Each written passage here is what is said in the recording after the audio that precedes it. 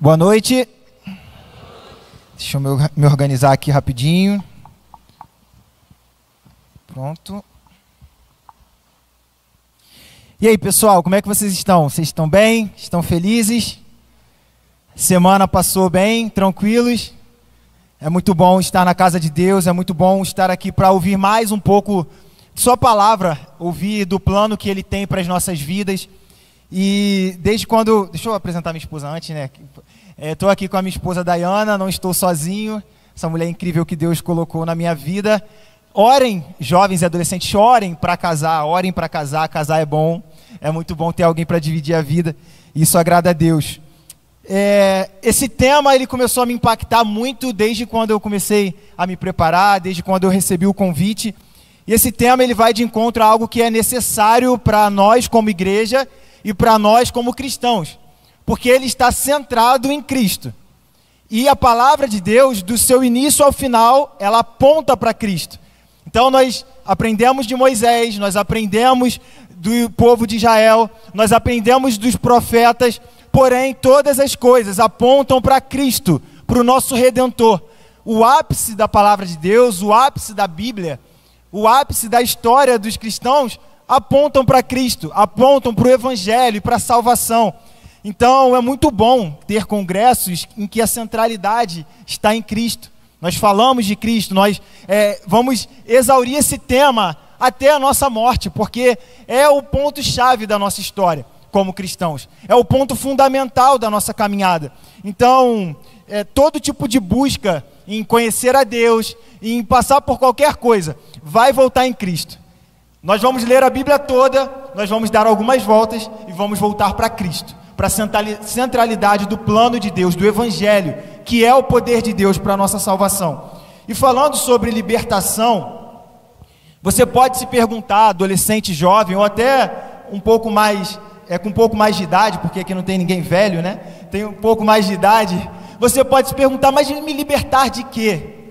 Talvez você tenha nascido num lar cristão, talvez você seja um embaixador do rei, uma mensageira, e você se pergunta, me livrar de quê? Eu nunca nem pequei na vida. Faz 3 anos que eu não peco, porque eu estou na igreja. Você pode fazer esse tipo de pergunta, mas me libertar de quê? Nós sabemos que existe sim uma libertação do pecado, mas que escravidão é essa que me aprisiona e aprisiona as pessoas? Nós vamos estar lendo lá com a base em João, no capítulo 8, versículos de 32 a 36. E o culto de hoje, ele tem um subtema, que é libertos pela verdade. O tema geral do congresso é libertos pela graça. E hoje é libertos pela verdade. Lá em João 8, versículos de 32 a 36, eu vou ler especificamente aqui essa versão, mas você pode acompanhar na tela, fique à vontade. Então conhecerão a verdade, e a verdade os libertará. Mas somos descendentes de Abraão, disseram eles. Nunca fomos escravos de ninguém. O que quer dizer com vocês serão libertos? Jesus respondeu, eu lhes digo a verdade. Todo o que peca é escravo do pecado. O escravo não é membro permanente da família, mas o filho faz parte da família para sempre. Portanto, se o filho os libertar, vocês serão livres de fato. Portanto, se o Filho os libertar, verdadeiramente sereis livres.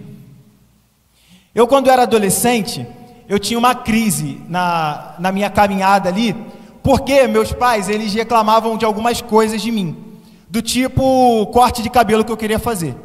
Eles eram um pouco chatos, assim, sabe? Eu queria fazer, sei lá, um moicano, um corte lá, e eles reclamavam comigo, ficavam lá, mas esse cabelo aí, mas...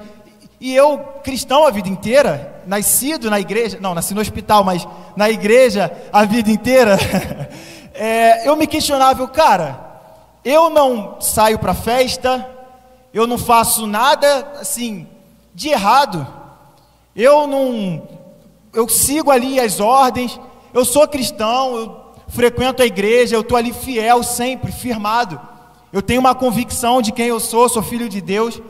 E eu ficava chateado por ser repreendido por algumas coisas que eu não concordava dos meus pais. Não sigam esse exemplo. Eu estou aqui para falar para você não fazer isso. Você tem que seguir o que o seu pai manda, independente do que seja, concorde ou não, entenda ou não. Depois você vai entender.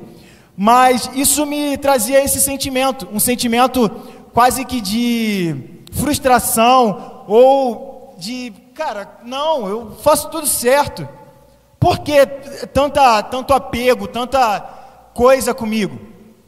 E esse comportamento é um comportamento como este povo que está relatado no que acabamos de ler. Quero trazer um contexto para vocês, que Jesus, ele fala isso aqui, são para judeus, que nesse momento da palavra, eram judeus que tinham aberto o coração para Cristo. Então eles eram judeus, que eles estavam ouvindo a pregação de Cristo, e a partir daquele momento eles estavam aceitando a Cristo. Então eles estavam ali com os ouvidos abertos. O que esse homem tem para dizer, esse homem poderoso, esse Jesus? Eu quero ouvir o que ele tem a dizer. E quando Jesus fala isso para eles, que eles conhecerão a verdade e serão libertos, eles se questionam: cara, mas eu sou filho de Abraão, eu sou da descendência de Abraão, eu sou do povo escolhido, eu faço parte aqui de uma igreja, eu sou cristão a vida inteira, eu nasci cristão, eu me formei cristão, eu tenho uma história de caminhada, eu conheço os escritos, os profetas, eu conheço. E aí, Jesus fala para eles: todo que peca é escravo do pecado. Nesse contexto aqui, no capítulo 8 inteiro, é como se o tema central desse capítulo fosse sobre pecado. Começa lá na mulher adúltera, aquela mulher que estava prestes a ser apedrejada, e Jesus, ele começa a escrever em terra e olha para aqueles acusadores que eram judeus, que eram pessoas que queriam, na verdade, pegar Jesus ali de alguma forma, e Jesus fala para eles: quem nunca pecou, atire a primeira pedra. Esse é o primeiro momento de pecado que é falado em João no capítulo 8. Depois, Jesus ele começa a repreender o povo, fazendo acusações também sobre o pecado. E aí ele fala: eu vou embora, vocês procurarão por mim, mas morrerão em seus pecados. Então, mais uma vez ele fala do pecado. E por último, no versículo 34, é quando ele diz: todo que peca é escravo do pecado. Então aqui tem um foco, tem um objetivo. Cristo tem o objetivo de mostrar para o homem a realidade sobre quem ele é, não a realidade sobre o que ele faz. Entenda isso. Cristo quer mostrar ao homem a realidade de quem ele é, e não a realidade do que ele faz. Os judeus que foram apedrejar aquelas mulheres, protetores da lei, preocupados com o que faziam, mas Cristo diz para eles: quem nunca pecou? Não tinha a ver com o que eles faziam, tinha a ver com o que eles eram. E para que a gente possa entender e aprofundar sobre isso, nós vamos tirar, a partir desse texto, 3 aplicações para a nossa vida, sobre o que significa ser liberto pela verdade. E aí, para eu entender o que eu preciso para ser liberto pela verdade, nós precisamos entender que sem Cristo nós somos escravos. Cristo deixa claro: todo que peca é escravo. Todo que peca é escravo do pecado. E aí você poderia fazer um exercício agora, né, de olhar para o lado e perguntar para quem está do seu lado: você peca, você peca, você peca? Eu nem vou pedir para fazer isso, porque nós sabemos a resposta. Todos nós responderemos sim, sim. Se nós perguntarmos uns aos outros: você peca, você peca, você peca? Nós chegaremos a essa conclusão. E Cristo fala para eles: todo que peca é escravo do pecado. Logo, sem Cristo, somos escravos do pecado. Cristo, ele escancara isso diante dos judeus, dizendo: não é sobre o que vocês fazem, vocês são escravos. Não é sobre a tentativa de vocês de acertar, vocês estão escravizados. Eu não sei se você já parou para pensar nisso, mas a condição de escravo, até que saia uma lei que te liberte, né? A condição de escravo era eterna. Um escravo era alguém condenado a essa posição. O filho de escravo era escravo. Se você nasce numa condição de escravidão, você é escravo. Não tinha jeito. O escravo é permanente. E nesse momento Cristo está dizendo para eles: todo que peca é escravo. Cristo está trazendo para eles um ensino de uma realidade sobre a nossa realidade. A realidade de que sem Cristo somos escravos, porque lá em Gênesis, Adão, quando peca, ele instaura sobre nós uma maldição. Diz lá em Gênesis 3, versículo 17, maldita é a terra por tua causa, maldita é a terra pelo teu pecado. Tudo aquilo que Deus tinha criado, para que nós pudéssemos desfrutar, viver com paz, tranquilidade, a partir daquele momento, se torna escravo do pecado, se torna aprisionado ao pecado, aprisionado ao que é mal, tudo o que é mal. E lá em Romanos 15, no capítulo 15, versículo 12, diz o seguinte: pelo que, como por um homem entrou o pecado no mundo, e pelo pecado a morte, assim também a morte passou a todos os homens, porque todos pecaram. O pecado de Adão e Eva nos aprisionou em uma condição de pecado. E aí estar aprisionado a uma condição significa que nós não temos como fugir dela. É por isso que o primeiro ponto é: sem Cristo nós somos escravos do pecado. Todo aquele que caminha lá fora, ou até os que caminham dentro, que se perdem dentro, distantes de Cristo, são escravos do pecado, estão presos a uma condição que te aprisiona. A partir disso, o homem nasce pecador, nós não temos escolha. Nós nascemos uma condição que nos coloca nisso, perdidos, escravizados, amarrados a uma carne que nos conduz ao mal, que nos leva ao mal, que nos aprisiona. A palavra em Romanos, no capítulo 3, versículos 23 e uma parte do 26 em diante, diz: todos pecaram e estão afastados da presença de Deus, todos. No passado, aqui falando de Deus, no passado, ele foi paciente e não castigou as pessoas por causa de seus pecados. Mas agora, pelo sacrifício de Cristo, Deus mostra que é justo. Assim, ele é justo e aceita os que creem em Jesus. Essa condição de pecado, além de nos aprisionar em nós mesmos, além de nos fazer olhar para o mal o tempo inteiro, também cria em nós uma inimizade com Deus. Deus, sendo santo, não tem relacionamento com aquilo que não é santo. Deus, sendo perfeito como Ele é, não se relaciona com aquilo que é caído, com aquilo que é pecado.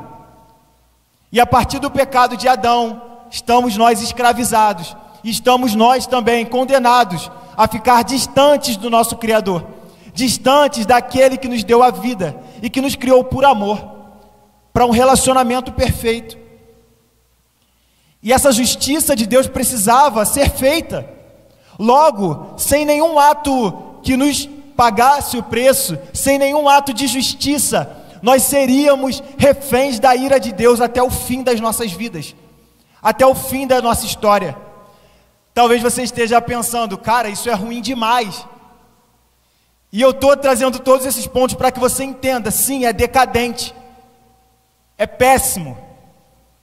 E é como muitas pessoas estão condenadas a viver lá fora, se elas não encontrarem outra saída, se elas não encontrarem outro caminho, outra resposta. É decadente, é desesperador. Talvez você viveu sempre, assim como eu, e aí eu estou falando muito também daquilo que eu tive como realidade. A gente viveu numa bolha do cristianismo, numa bolha da igreja, numa bolha dos ensinos de Cristo, e talvez nós perdemos a sensibilidade do quão sério isso é, e do quão arriscado isso é, essa condição de pecado. E muitos se perdem por isso. Falta temor de entender essa condição, de entender que é uma condição crítica, essa condição que estamos. Lá em Romanos ainda, diz que nós somos indesculpáveis diante de Deus. Não tem desculpa para o que somos. Entenda, para o que somos, não é só o que fazemos, nós estamos aprisionados a uma condição. Então, mesmo que você não queira fazer, você está vivendo em uma condição de pecado. Pois desde a criação do mundo, os atributos invisíveis de Deus, seu eterno poder e sua natureza divina, têm sido vistos claramente, sendo compreendidos por meio das coisas criadas, de forma que tais homens são indesculpáveis diante de Deus. Mesmo diante dessa distância, Deus tentou mostrar para o homem um caminho, Deus tentou mostrar para o homem os seus atributos de amor, de justiça, e os homens viraram as costas para Deus. Como nós vemos em Noé, que só ele era um homem digno para recomeçar a sociedade, e como nós vemos tantas outras vezes. A ira de Deus contra todo pecado precisava ser satisfeita. Em um versículo também diz: portanto, a ira de Deus é revelada nos céus contra toda impiedade e injustiça dos homens, que suprimem a verdade pela injustiça, transformam a verdade, na verdade, colocam a injustiça no lugar da verdade. Então a ira de Deus revelada nos céus é contra toda injustiça, todo o mal, todo o pecado.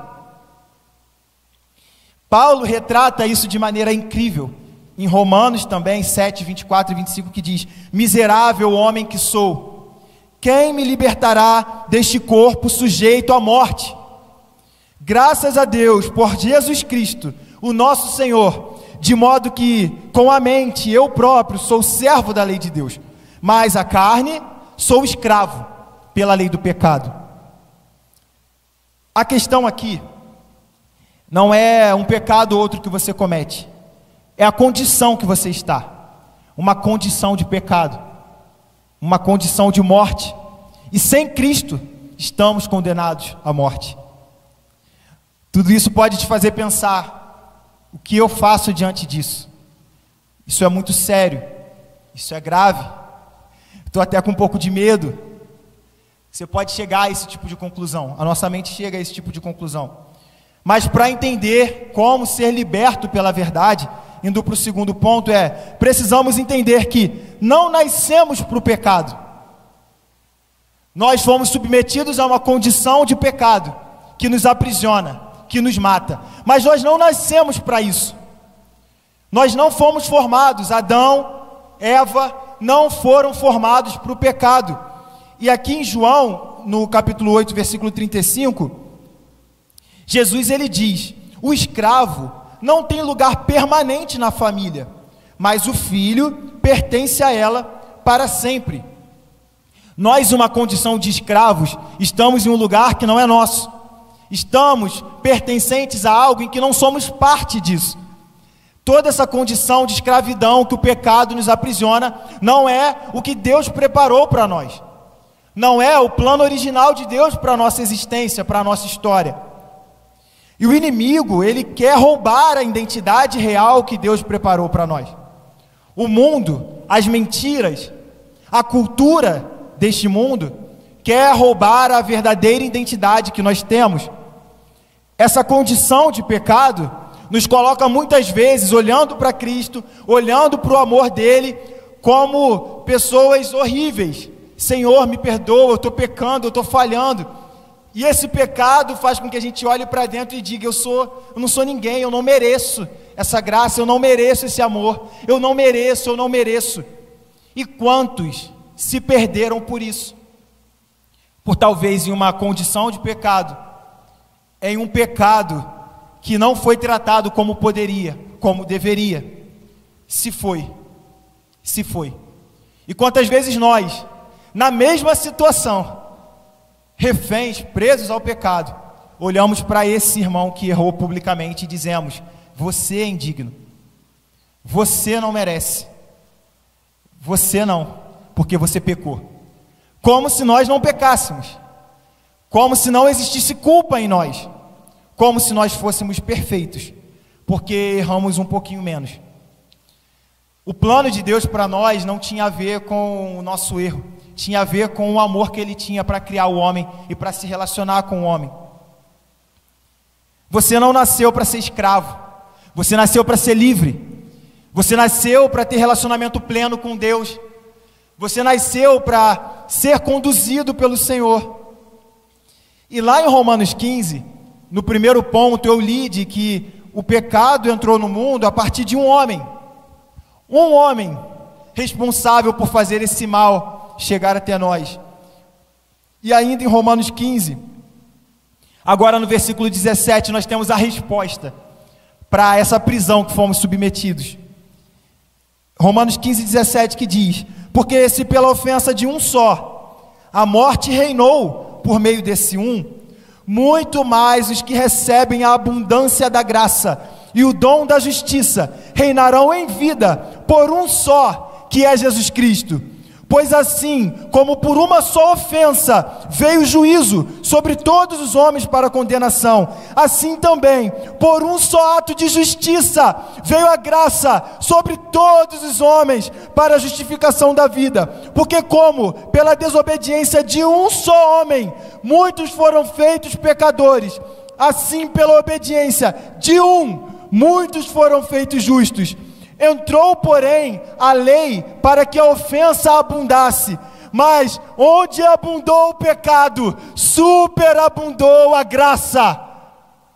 Nós fomos encontrados por um homem que pagou todo o preço do nosso pecado, todo o preço da nossa condição destruída.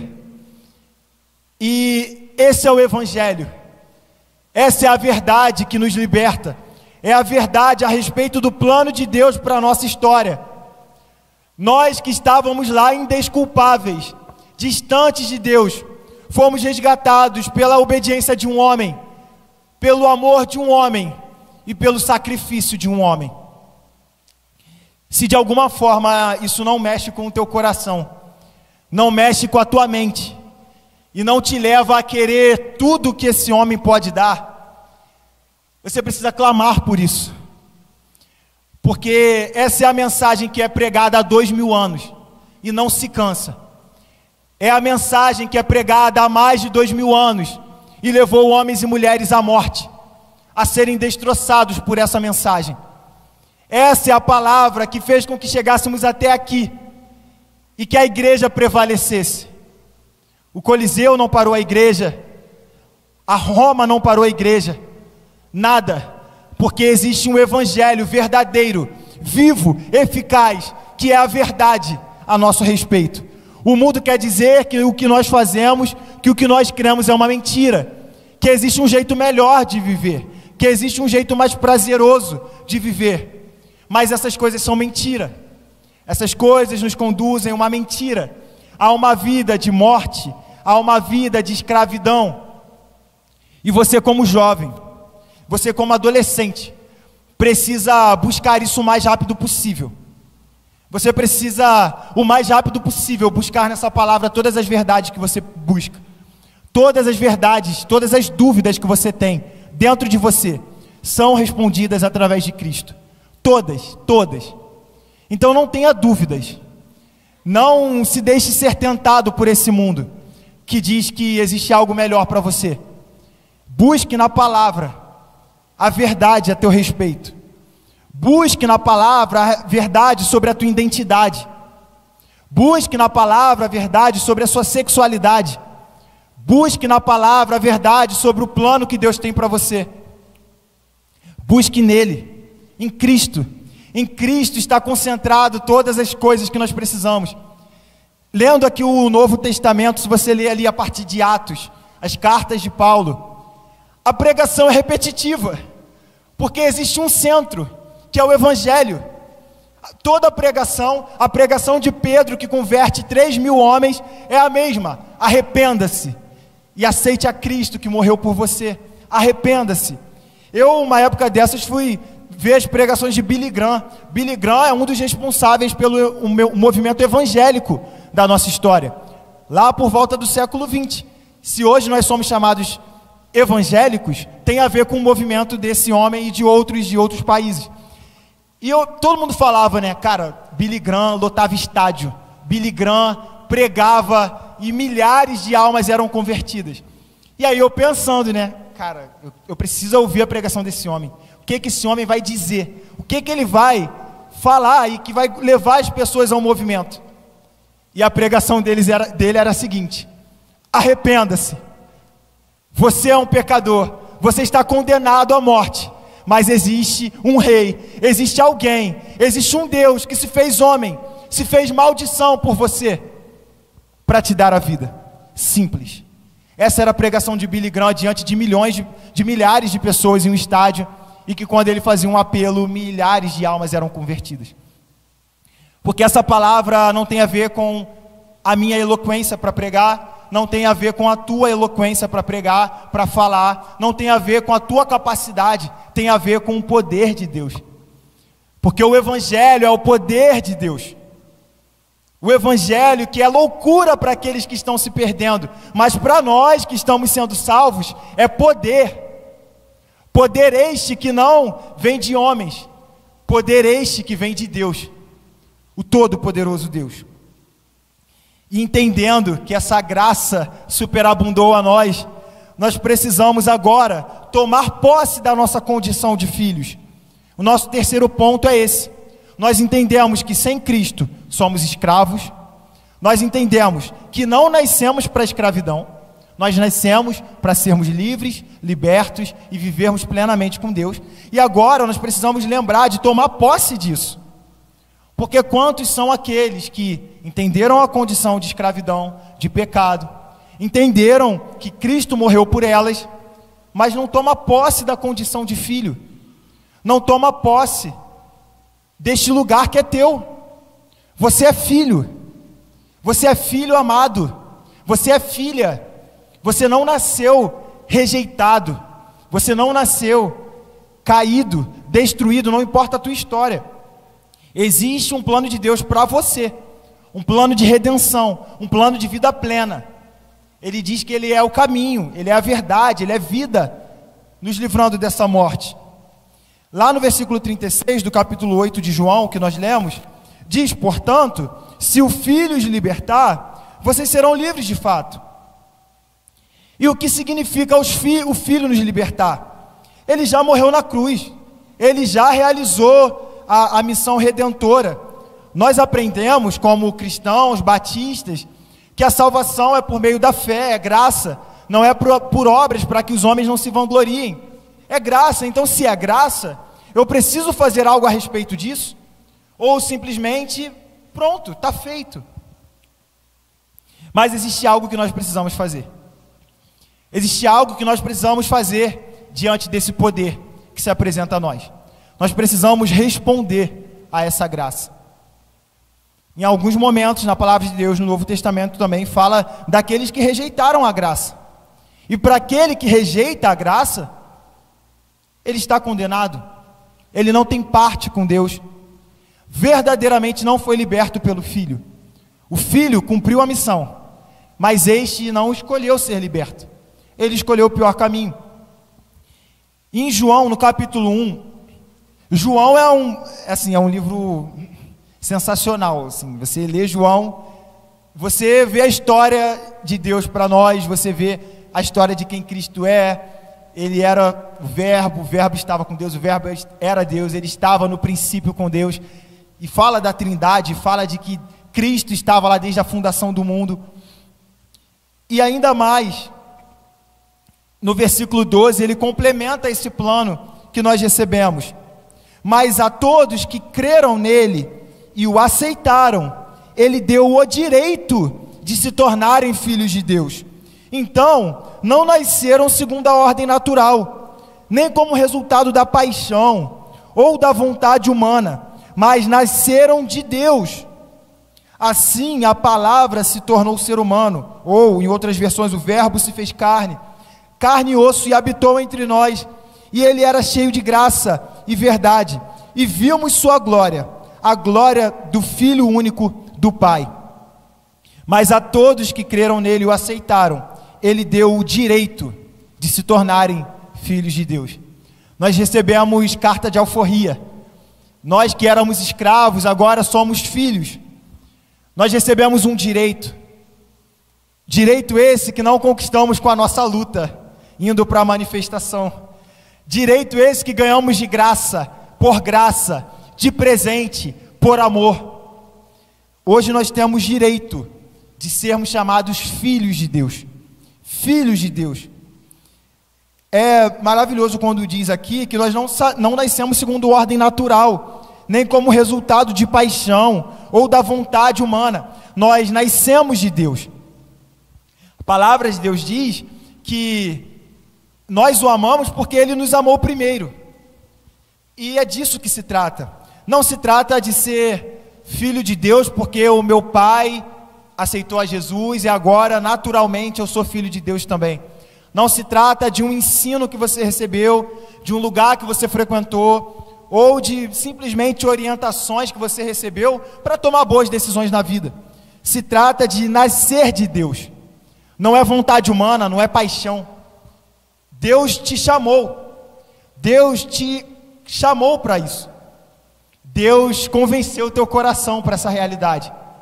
E hoje nós temos que lutar contra a nossa carne, sim, porque como Paulo falou, miserável homem que sou, eu ainda vou morar nessa carne até a eternidade, até Cristo voltar e resgatar a tua igreja. Eu ainda sou refém dessa carne, mas agora livre, liberto pelo sangue de Jesus.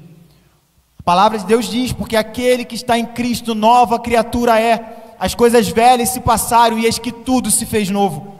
Nós somos carne, nós ainda estamos em um corpo condenado, mas nós fomos resgatados, nosso espírito é nova criatura, e nós podemos escolher nutrir a nova criatura, e não nutrir o pecado que nos aprisiona.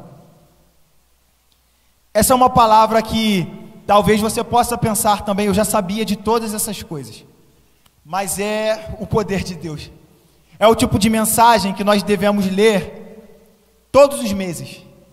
Ao longo da nossa história, nós precisamos revisitar essa liberdade que recebemos, porque muito rapidamente nós podemos olhar para outro lado, olhar para outro caminho, e sem Cristo somos escravos.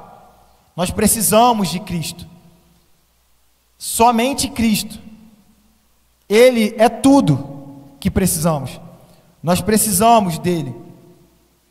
O Evangelho é a verdade que nos libertou e que nos levou ao único caminho. Cristo se concentra nele, a verdade.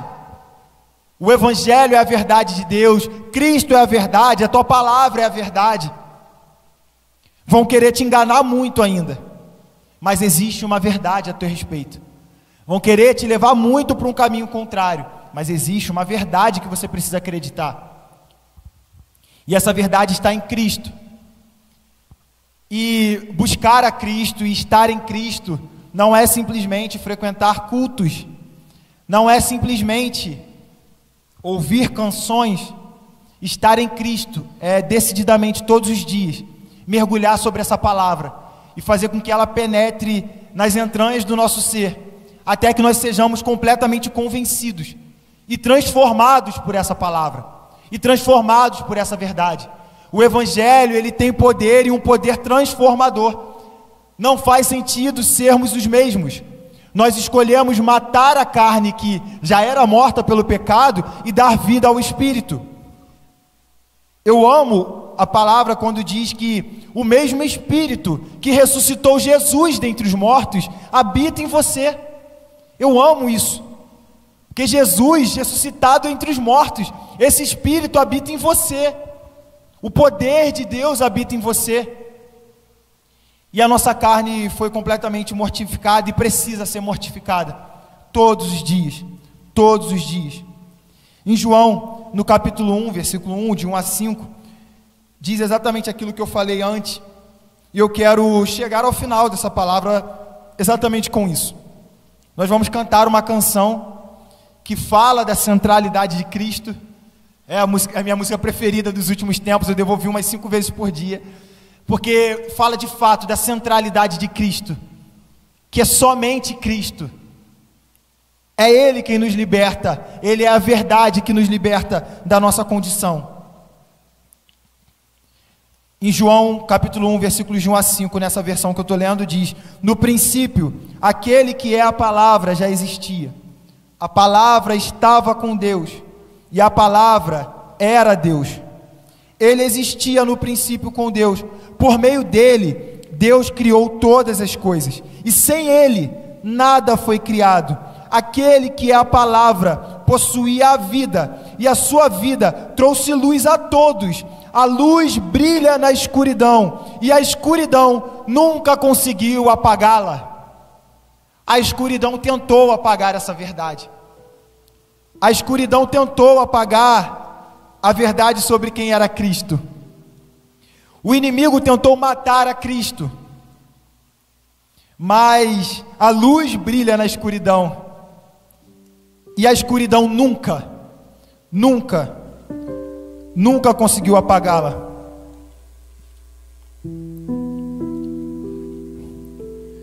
Nós vamos cantar neste momento.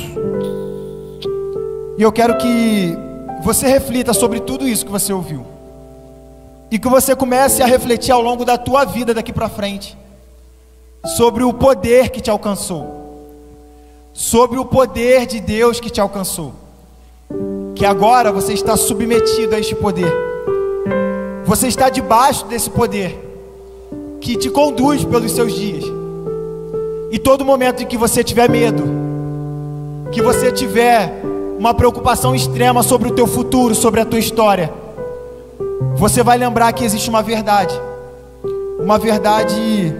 sobre Cristo, aquele que é santo, somente Cristo. Eu vou te pedir para se colocar de pé.